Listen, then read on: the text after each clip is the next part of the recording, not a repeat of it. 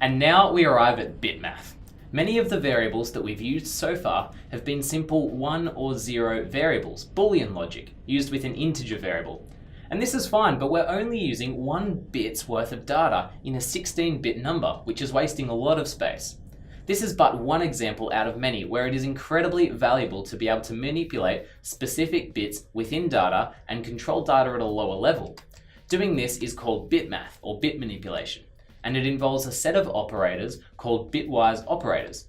We'll be looking at different logical operators and processes such as AND, OR, XOR, NOT, and bit shifting operators, which describe how different binary numbers can be manipulated.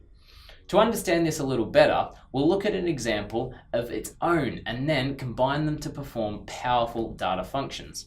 If this sounds a bit confusing, don't worry. Once you understand the concept of dealing with bits and bytes, it'll start to make a lot more sense.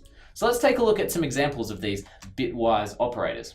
So here we have our different bitwise operators: AND, OR, XOR, NOT, and shift or bit shift. And each of these performs a function to give an output based on binary numbers. You can also use hex numbers or decimal numbers, but it's a lot easier when it's viewed from the perspective of binary because it performs specific bit operations. So let's take a 4-bit number as an example. We'll use 0, 0, 1, 1 as our example. Now, AND is designed to take 2 values and output a third value, and it will copy a bit to the output only if that bit exists in both operators. So to understand that, we'll take this number here, so we'll be performing it with 0, 0, 1, 1, and we'll use another 4-bit number, perhaps 1, 0, 0, 1. Now, the AND function will copy a bit to the result only if it exists in this one and that one. So, it would be a 0 because there is not a bit in both sections there. Another 0, both places have a 0. Another 0, and this would be a 1 because a bit exists in both operands there, which is cool. So that is AND, which brings us to OR. So OR says that there will be a bit in the result if it exists in either one operand or the other, or both as well, but it cannot be blank. So in this first bit here, there is a 0 here and a 1 there, which means there is a 1 in one of them, which is all we need. So that would be a 1. Now there is neither in either of these, so that would be a 0. A bit exists in one of those, so that would be a 1. And finally, we have 2 1s, which still holds true. So we would have a 1. And that is the OR operator. So XOR, what's that about? Well, it is called exclusive or shortened to XOR. And what that does is it works in the exact same way as OR, but only if it exists in one of them, but not both, which pretty much you can equate to if the values are different. So let's take a look. Well, we have a 1 in this operand and a 0 in that part of the operand, so we would get a 1. There are zeros in both of these, so we get a 0. There is a 1 and a 0 in this place here. Now these are both 1s, and with OR, that would result in a bit in our result. But with XOR, it's exclusive, so they have to be different. It can only have a bit in one of the operands, so that would be a 0 there. Which brings us to NOT. Now, NOT and shift, which we'll get to now, are a little bit different in the sense that they don't perform a result based on 2 different operands. Instead, they modify a single operand. So let's take our base number, 0, 0, 1, 1 in binary, which if you know your binary would be, it's 3. So let's take a look. Well, NOT simply inverts whatever number you're using, and it goes each bit and it inverts it, saying if it is a 0, then it is not a 0, which is a 1. And if it's a 1, then it becomes not a 1, which is a 0. So our output for NOT, if we performed it on this number, would equal 1, 1, 0, 0. It inverts the bits and flips them. Pretty self-explanatory, it's really cool. Now, shift involves shifting all of the bits a certain amount of places. So with shift, we have right shift and left shift, and these use the standard arrow or greater than or less than symbols, but two of them. So that is shift left, and that one there is shift right. They go in the direction that the arrows are pointing. So let's take our number here. We'll take 0, 0, 1, 1. And what this says is that if we shift it left 2, each bit moves along 2 places, which means our new number would look like, if we shifted it 1 place instead, it would be, and so on and so forth. And the shift right operator works in exactly the same way. So if this is our least significant bit, then a shift right operator would simply leave the result as, so write this here, what have we got? 0, 0, 1, 1, shifted right 2 will give our result as 0, 0, 0, 0, or 0. If it was shifted 1, then we would get 0, 0, 0, 1, or 1. Which is really cool. And that is a basic example, some truth table examples of how you can use the different bitwise operators.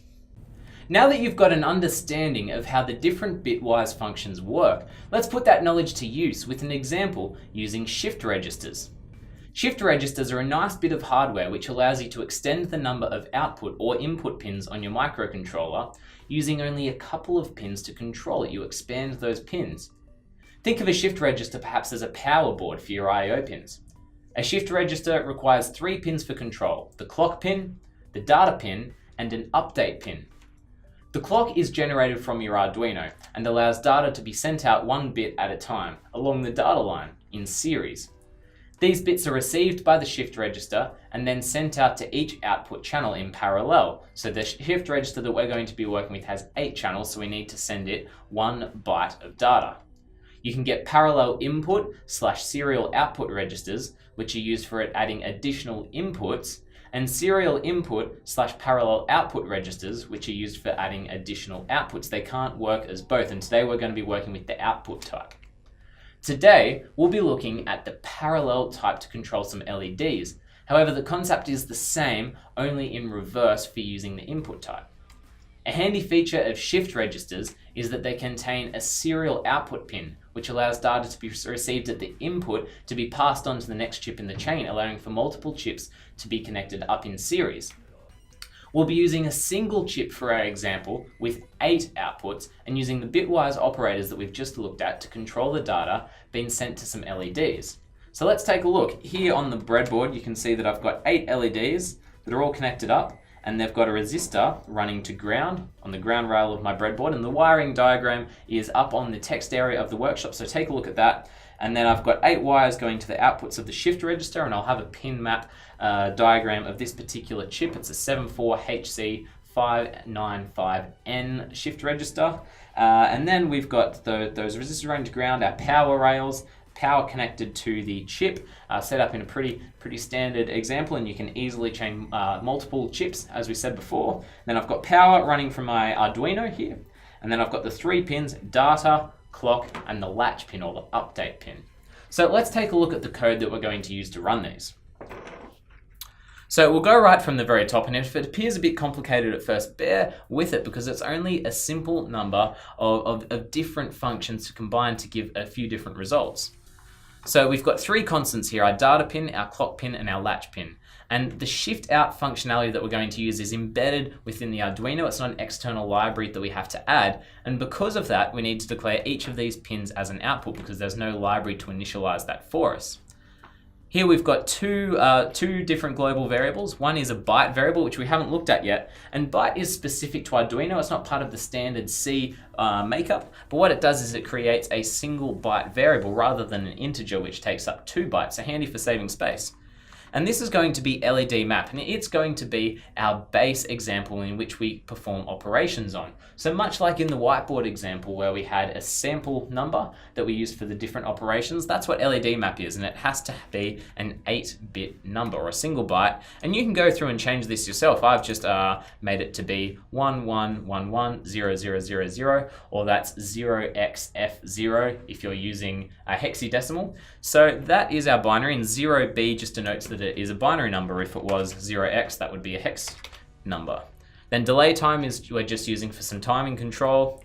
So setting our pin modes as output, initializing the serial monitor, and I'm using a function that we've got written down below called shift right, and this is just going to control the shift register.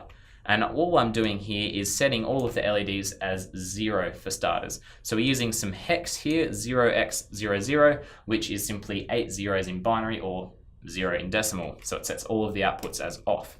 Then we're going to serial print some instructions for ourselves because we're going to be using the serial monitor to input some data to control the LEDs.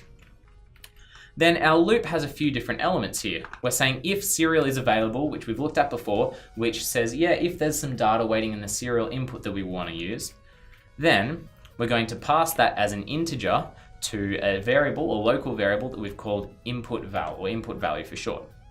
So then we're saying if input value is greater than 255, because we only need a single byte of data. So the instructions say to enter a number between 0 and 255, but what if your friend who's testing out your demo is a little thick and enters something greater than that? Well, we've accounted for that and given some instructions saying, oh no, try again. Again, enter a number between 0 and 255 and returns to the top of our loop. So let's assume that they've entered the correct number between 0 and 255. Very good.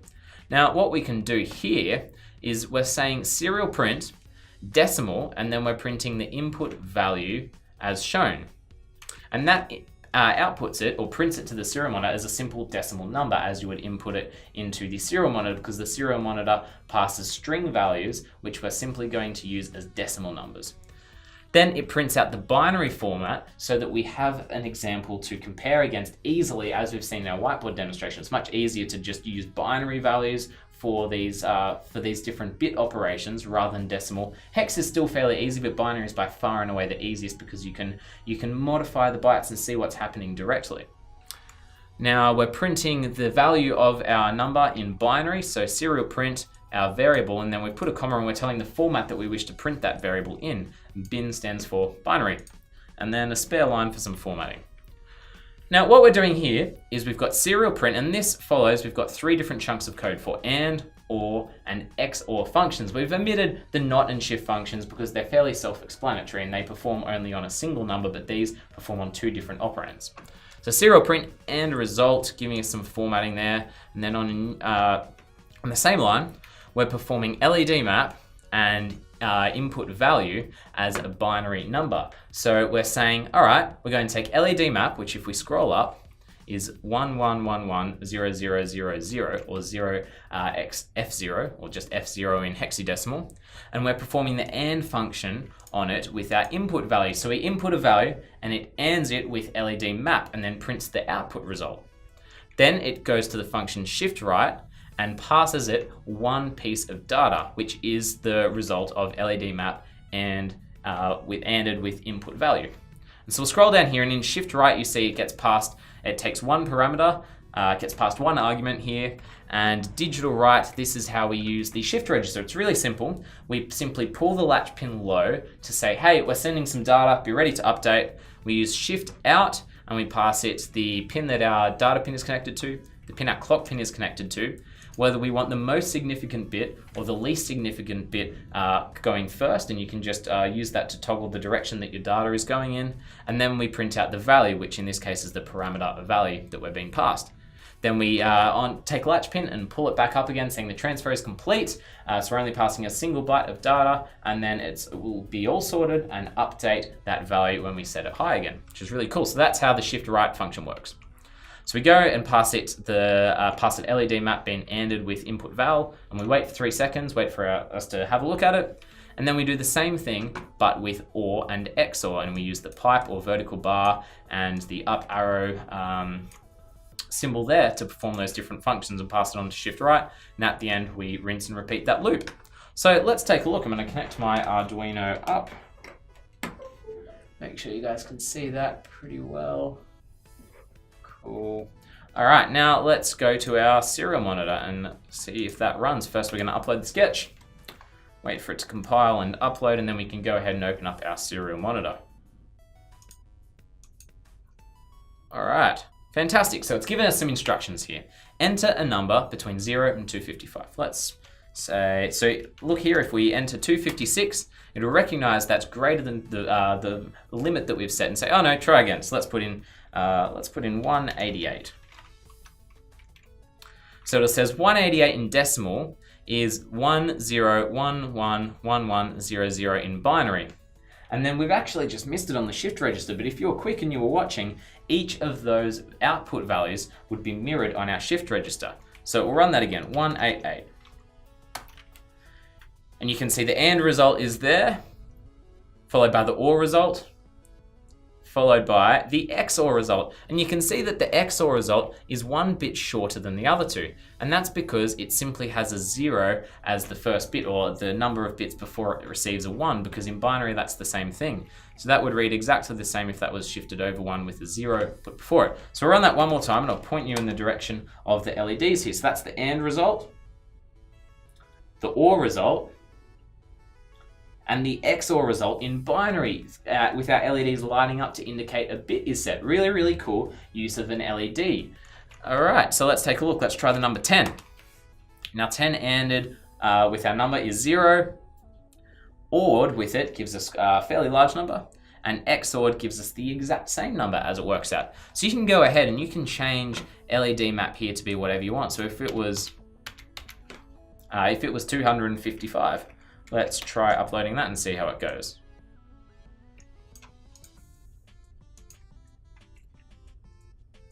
So in this case, because our base number is different, if we enter 10, instead of AND being 0, we're going to get a different number again, because binary, 10 in binary is 1010, and we're comparing that against 8 ones. We can see the difference between the XOR and the OR results. So that's pretty nifty. It's a really cool use of shift registers and some really simple bit logic. You can see there's not a lot going on. We're just performing a few different functions to get the different results, use a shift register to visually display them and print them to the serial monitor, which is really cool. And whilst it might not be apparent what the power of using bitwise operators is, they're incredibly valuable because most of the logic behind the built-in Arduino functions uses these bitwise operators to function. Whereas if you were writing to bare metal, if you were using an AVR microcontroller with a straightforward GCC compiler, then you would need to set each output, each port, each input by itself, and you're going to need to use a whole bunch of different bitwise operators in a single line to perform these functions. So it's really useful to know. And as you start getting into some more advanced projects, as we'll look in for future chapters, you're going to use them heaps and heaps. So check out the next section on using the EEPROM.